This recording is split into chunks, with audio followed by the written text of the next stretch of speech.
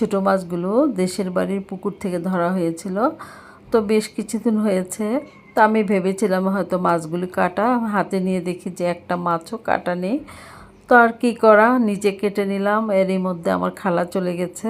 আর এখানে আমি পেঁয়াজ বাটা, রসুন বাটা, হলুদের গুঁড়ো, মরিচের গুঁড়ো দিয়ে একটা পেস্ট করেছি।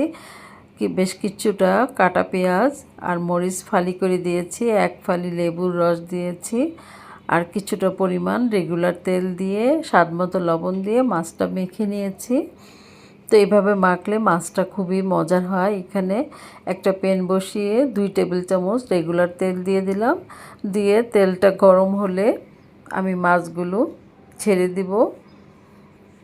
এই মাছটা খুব আলতো হাতে রান্না করতে হয়। তো দিয়ে দিলাম, এই যে আমি আস্তে ঢেলে দিয়েছি, আর একটু আমি আলতো হাতে নেড়ে দিব মাছটা। এই ছোটো মাছগুলো অনেক বেশি উপকারী, চোখের জন্য অনেক ভালো। আর এখানে অন্য মাছও 2-1টা ছিল, তো আমি নেড়ে দিয়েছি। এখন যে পাত্রে মাছটা মেখেছি সেই পাত্রে একটু পানি নিয়ে মাছের উপর দিয়ে দিব, আর দিব না।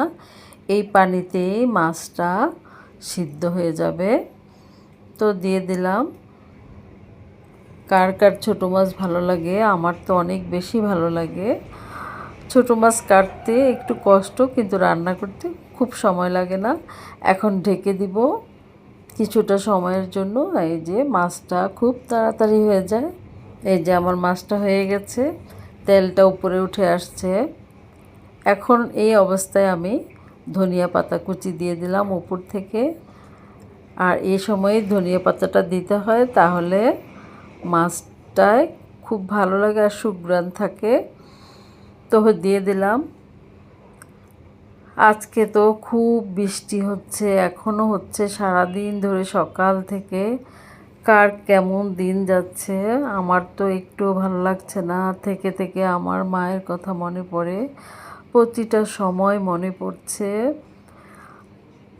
কিছুই করার নাই। এখন আমার আর তেমন কোনো রেসিপিও বানাতে ইচ্ছা করে না, মনটাই ভালো লাগে না। তো এই যে মাছ হয়ে গেল। গরম ভাতের সাথে এই মাছটা অনেক বেশি মজার। তো সবাই ভালো থাকবে, নিরাপদে থাকবে, নিজের দিকে খেয়াল করবে, পরিবারের খেয়াল রাখবে। আর ইউটিউব থেকে যারা আমার রেসিপিগুলো দেখছো, অবশ্যই আমার চ্যানেলটা সাবস্ক্রাইব করে দেবে।